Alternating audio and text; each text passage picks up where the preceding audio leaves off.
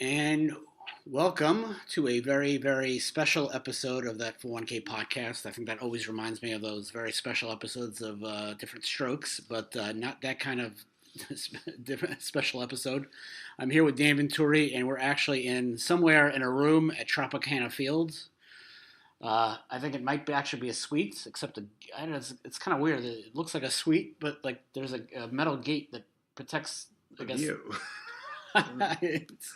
but that's how it goes. So we just finished that 401k conference, and now we're going to tomorrow we're going to have that 401k plan sponsor forum, the very first one. So, Dan, what'd you think of the event? I thought it was great. Speakers were good. The guest was better, I thought. Got to talk to Wade Boggs as a lifelong Yankee fan. I thoroughly enjoyed it. Got to talk to him about 96. And in particular, I don't know if you guys remember, but the triple Joe Girardi hit that, from what Wade told us, almost brought Yankee Stadium to the ground. Just another great day. Obviously, Tropicana Field is not Wrigley Field, right? So we don't have any great stories to tell you, great baseball history stories to talk about, to learn about some of the quirky ground rules down here. But overall, another great afternoon, another great day at one of Ary's conferences. Yeah, it was an interesting venue considering we hit we hit Wrigley, we hit Dodger Stadium, Citizens Bank Park is a pretty nice one. Tropicana Field's a little left to be desired, but it was a great event. I think Wade was a great guest. He answered our questions for like a good 20-25 minutes. I got to needle him about the '86 World Series, so because that's what I do as a Mets fan. That's what it's the only thing we've got going for us. He was very engaging and signed autographs for people and was just his normal self. We had some really good presentations. Templeton Associates gave a presentation on CPA audits. That's the first time we ever had one at one of these conferences, and I think that most plan sponsors and most advisors don't really know not only the purpose of the audit, but also the quality of the audit. They really don't understand that there are a lot of deficient CPA firms in terms of putting out audits, especially those that don't do a lot of audits, and the differences between limited scope and full scope, and the nuances that go for a retirement plan that requires an audit because they hit the 100 or 120 magic number in the participant head count. Always the same solid presentations from Kravitz. We had a good 338 discussion by Iron Financial. Dan always has his good spot about the 316. I always have a chuckle. I get chuckles with my airplane ERISA presentation. And, all in all, it was a great event, and we're looking forward to tomorrow. And, of course, by the time you listen to it, we'll be back home in New York. But, of course, these events are made possible by our sponsors, including Dan, of course. And, truly trying to drum up advisors to show up. I mean, for $100, you get lunch, you get a stadium tour, an autograph. Wade Boggs runs you. If he's doing a show in April by me at Hofstra, and I think he's $70 if you want a 8x10. Plus, you got to pay for the 8x10 too. That's like another $5. So you're paying $75, and here you're seeing Wade. You're learning a thing or two about your 401k book of business. So it's a lot of fun. And of course, I have to shill constantly. Atlanta, we're going to be there on April the 11th, I believe, or is it 12th? I think it's 12th, yes. May 3rd, we'll be in Kansas City. June 14th, Denver. October 11th in Foxborough. We're looking to what we're going to do in November. Dan and I have a disagreement right now as to where we'll have it in November. We're working through that as we speak. And September, I think we'll go to Cleveland. And December, we're probably going to go hit AT&T Stadium in Dallas. It's not that cold in Dallas, but of course, with our luck, it's going to be freezing. It's going to be snowing. Yeah, it's going to be like when I asked the woman at AT&T Stadium with the catering. So I said, "How's Dallas in December, isn't it? And she's like, oh, it's okay. And I'm a big fan of the TV show Dallas. And if you ever watch the original miniseries that spawned the show, it's actually snowing.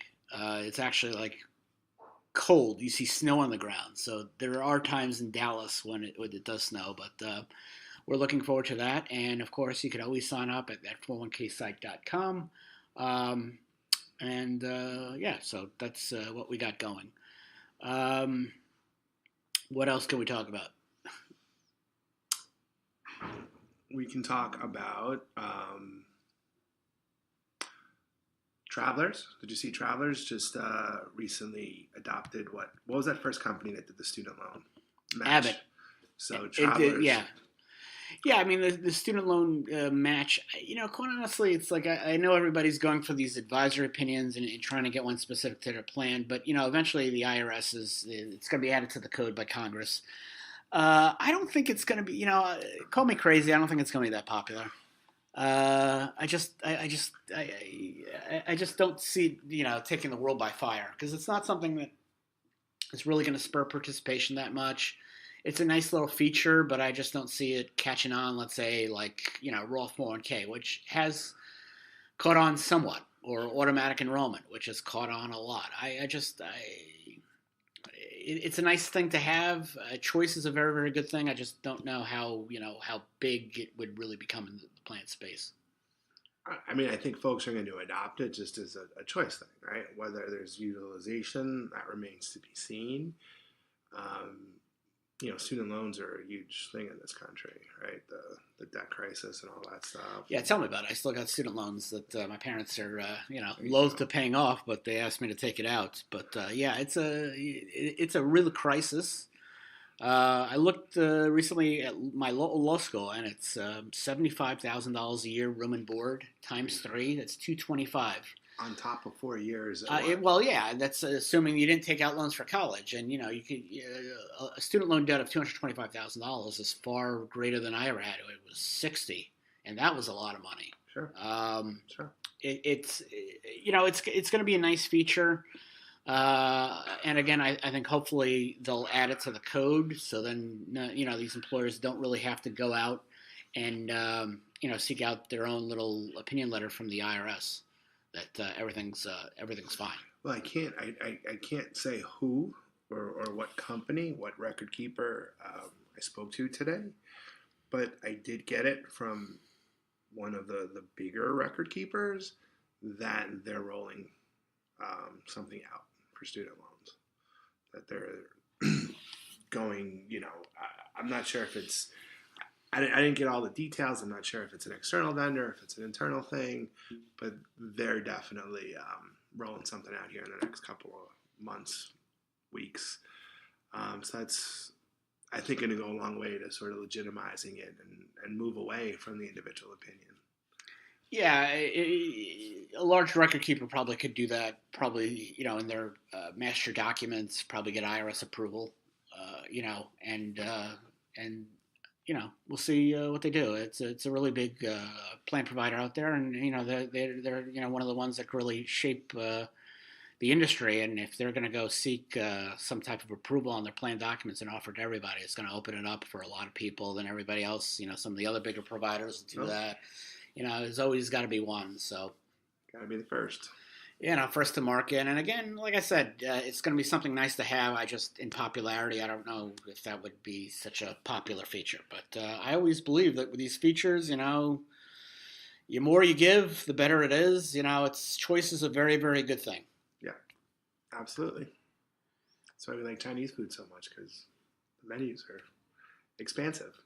Yeah, I haven't had Chinese food in months and months and months, I'm the only one in my family that actually likes it, and when you're in a diet, trying to lose, 40 pounds or whatever, because with Chinese food, it's part of my culture, the Jewish culture, that you're supposed to like Chinese food, except my wife is, I think, the only person I know who's Jewish. I didn't know that. Yeah, there's a running joke about it. Running joke about Jews and Chinese food is that Jewish Christmas is going to the movies and having Chinese I was just going to say Jewish Christmas. Yeah, no, so I was just going to say that. I went on my diet, and I haven't had it, because the problem with my diet is with Chinese food, I'll eat a quart of rice. I mean, not a pint. I would eat I'd have Carbs. yeah, exactly. And Carbs. got to worry about my blood sugar and all that stuff. That's probably why I lost all that weight. But yeah, it's something like that. But Well, in case you guys were wondering, Ari took off, what, 45 pounds? 37. 37. I was a big dude. I'm still a pretty big dude, but I dropped about 80. So um, between the two of us, we've lost A person. a jockey. We've shed a jockey. Or a gymnast, or gymnast is like 95 pounds. Maybe two gymnasts. Yeah, so yeah. But so what else can we talk about? I'm sorry that we're going on and on, but we had to get a podcast in there, and we wanted to say that we're in Tropicana Field. We'll call this one the extemporaneous podcast. Yeah, well, we didn't come up with a list of topics, whatever. But another good presentation by Kravitz. I always joke about them. I knew them when we were both doing the 401k recon, and my friend Carlos was is still the New York regional guy for Kravitz, and their presentations on cash balance are for the advisor who really doesn't know anything about cash balance, it's really an eye opener as to what they're missing by not pushing it for their clients. They were really good, and on the separate account Nova. They sponsored the event for the first time, and Russ Hooker gave a great presentation on new comparability 401k plans, which, again, just like cash balance plans, is something that, a good advisor is going to, talk about it and have that discussion with the plan sponsors that can actually afford it. Because if you're not having that discussion, you're leaving money on the table. And in tandem with cash balance or in tandem with a safe harbor plan design, these are really, really attractive to, getting it done. So there's another really good presentation, a little out of the box, and I think maybe for our industry a little ahead of its time. We tend to move very glacially in adopting new things. But essentially, they were describing a paradigm shift where, the advisor isn't so focused on investments, but almost entirely focused on outcomes and participant outcomes. And it's a wildly different, thought. It's something that I think is going to change the industry significantly.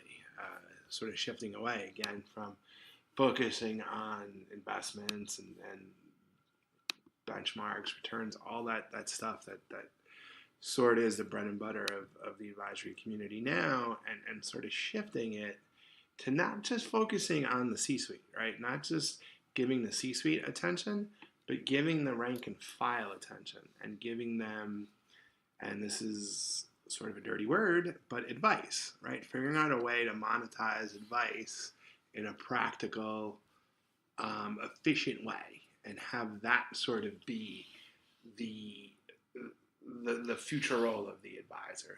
Again, shifting away from focusing on investments and getting to the real root of what this is all about, right? Which is helping people get to a successful retirement. So I thought that was really interesting. We're probably a good 5-6 years away from seeing that, but definitely something to consider as you guys are looking to the future of your practices. No, absolutely, and Empower was here as well, and I think Gary Gould gave a great presentation on reaching out to participants. I've always been a big fan of. I always say. When you're dealing with retirement plans, whatever you do, whether it's retirement plans or any other type of business, you're in the connection business. And he gave a great presentation about connecting with plan participants. No more paper. Why we still do paper? Why do we have enrollment kits that are on paper? Why can't we reach people online through email? He's talking about stuff with Snapchat and all that stuff. And I think that that's something that advisors don't really consider, the need to connect with the audience. I've always said, I've said the same thing when I was even a vice president of a synagogue, or when I was a lawyer at a semi-prestigious law firm. You're in the connection business. You have to connect with your audience, and you'll, like for example, a lot of the baby boomers are retiring, so now you're getting millennials, or I don't even know what the next generation is going to be called. I don't even know what generation I am. Was it? Weren't we Generation X? Yes, sir. Okay, I'm that old that I guess we're Generation X. Generation X. But of course, we get younger and younger workers. I mean, geez, I graduated. I graduated law school 22 years ago, so some of the new people coming into the workplace are younger than my law school degree, and it's a different generation and how to communicate and how to connect. And that's what I've always said about enrollment meetings. It hasn't really changed in 20 years, and it just doesn't. It's just, imagine if we think about it, when I started in law. Started working for TPA in 1998.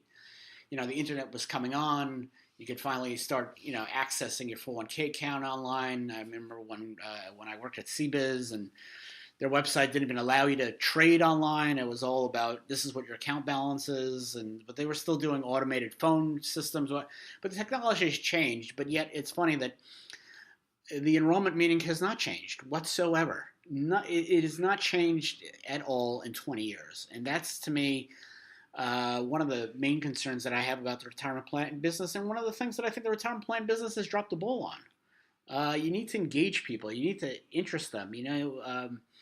That's why I always like automatic enrollment. Automatically enrolling people, engaging them, and maybe they'll enroll, they'll defer on their own. And, what was good... this is something I always fight with when I was working at that law firm, or, working as the vice president of synagogue.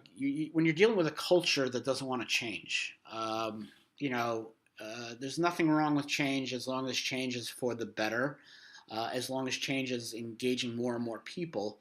But I just find too many providers out there that don't really,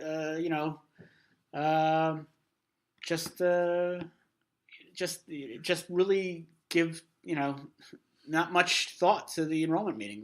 They're doing the same thing they did 20 years ago, giving out the kits, talking about the same education concepts, not being engaging, not being interesting.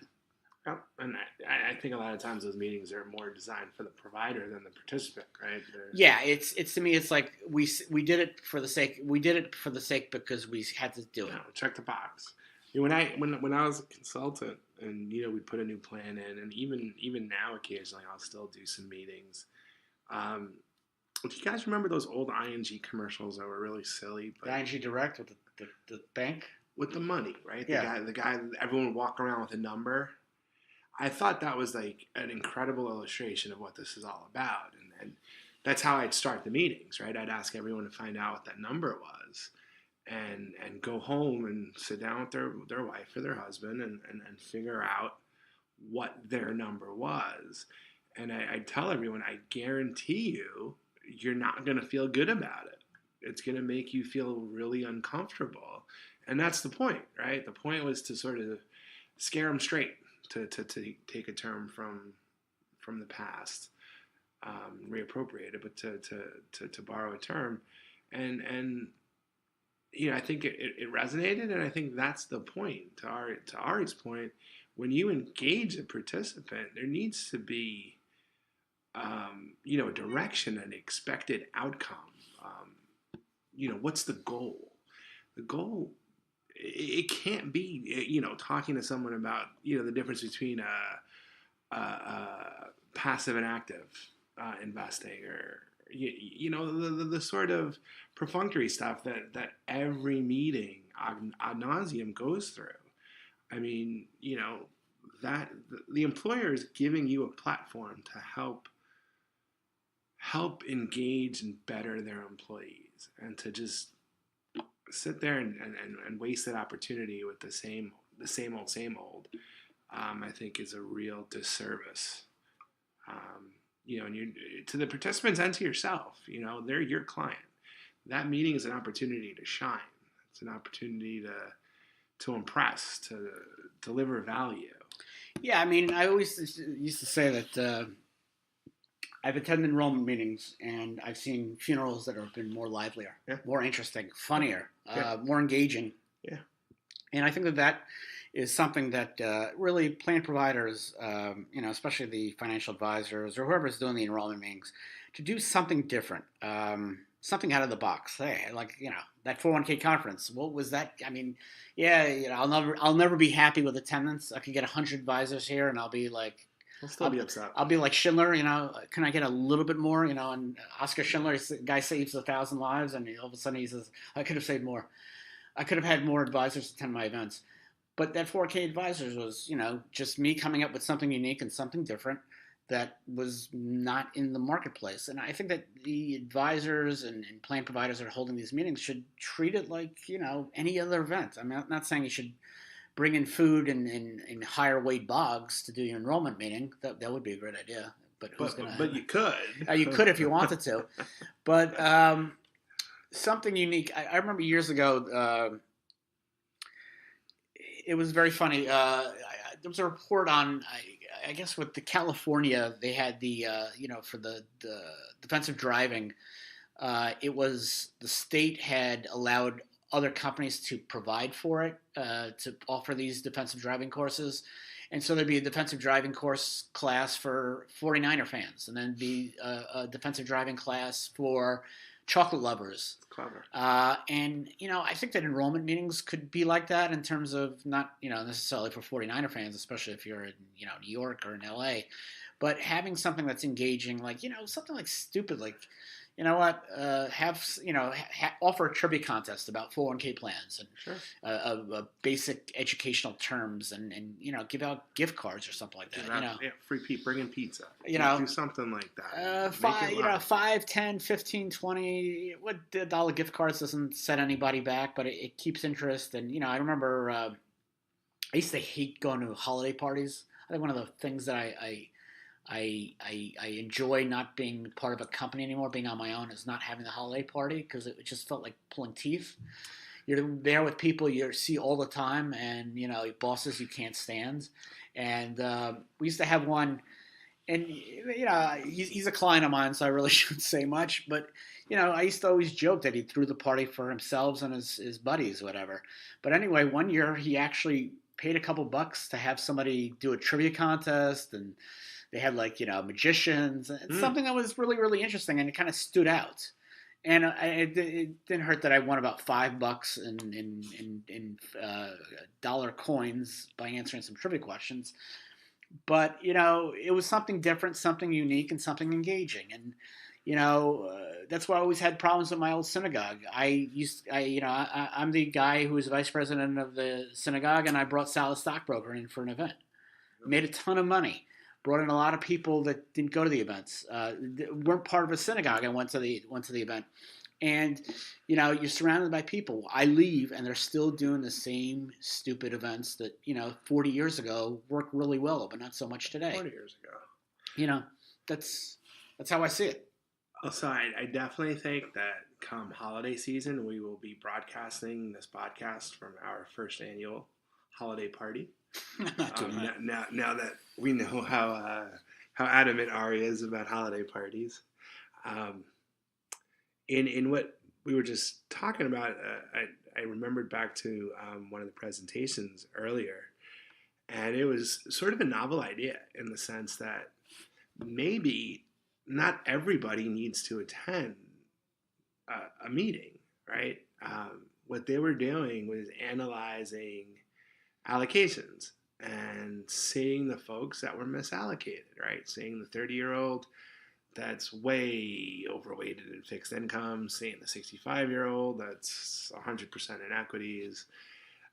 Get those folks into a room, right? And see what you can, the wisdom you can impart on those folks to sort of get them off those crazy allocations, right? You don't need the entire company at these meetings. I mean, obviously, it depends upon what you're trying to do. If you're trying to be compliant with 404C or something along those lines, obviously you want everyone there. But if this is a meeting, an opportunity to educate, maybe you don't need everybody. like I said, maybe you just want those folks that are misallocated that genuinely need help as they're, saving for retirement. Yeah, I mean, I think that really it's something you gotta again, like what Empower Gary Gould was trying to allude to. You have to talk to people on the level that they're going to understand. And so if the next generation, the millennials, do everything on Facebook, Snapchat, or whatever the heck it is, this is where you're going to try to have to engage them. You can't like thumb your nose down at people. I've been right now. I'm writing an article. Should be out in about a month. Talking about plant providers, and referencing the disaster known as my old law firm as an example. And one of the things that I always remember, being at Myers Swazi, so on the podcast we can name names. We don't name names in the articles. We don't give them the credit. But I remember, I was a associate attorney trying to bring in business, couldn't bring in business from referrals from our existing clients, whatever, for whatever reason. And I want to engage people on social media. And we had an advertising committee of one person who wasn't even a partner and didn't draw a dime of business, who said, "Oh, that's advertising." I'm like, "No, it isn't." And I spoke to the managing attorney about it, and Lois was just so had such contempt for the idea. Apparently her husband, who's an attorney, has his own family law practice, and he used social media and blogging and all that, and it just sounded like she had such disdain for it. It's in the article I talk about it. I mean, you see it often. Maybe it's just a New York thing, but the idea that you're selling lobsters out of the back of your truck, or selling fruit or selling food, watermelons on the side of the road. That too, wherever, to me, it's always I always remember it on Sunrise Highway by Valley Stream when you're driving into Rosedale. There's always somebody selling something, and there's always on 110. There's some guy selling lobsters out of his trunk, or I'm like, it doesn't sound very as long, and there's nothing wrong with that as long as the Department of Health says it's okay. But being on social media, it's not the same as getting clients by selling things out of a trunk. But you have to really find people where you could get them, and like I said, the different generation has different expectations and different ways to communicate, and that's what it is. I had a friend whose daughter is around my daughter's age, and took them to the local recreation center and saw a phone booth, and the girl didn't know what that was. Yeah. So I was a kid. I remember when, my God, it was a riot when they remember New York Telephone switched it from a dime to a quarter a call. I do. Yeah, so that was a big to do. But yeah, there's a different way to communicate, and you got to reach people where they are, and so that's really important. All right. So I think that's it for this week. We did a good wrap? Yeah, we got almost a half hour. How much? How much do you guys want? I know you guys always want more, but I always say less is more. Less is more. So until next week, it's Dan and Ary signing off. Have a good one. Take care.